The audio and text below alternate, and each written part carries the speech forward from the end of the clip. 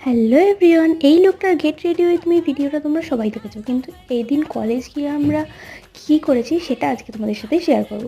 তো চলো, প্রথমেই স্টেশনে ঋষিদার সাথে দেখা করে ট্রেনে করে চলে গেলাম কলেজে।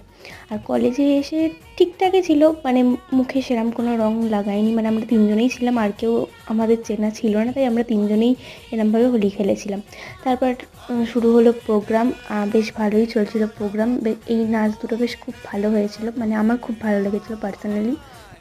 তারপর নাচ ফাচ দেখতে দেখতে আমরা নিজেরাও নাচ করছিলাম, খুব এনজয় হয়েছিলো।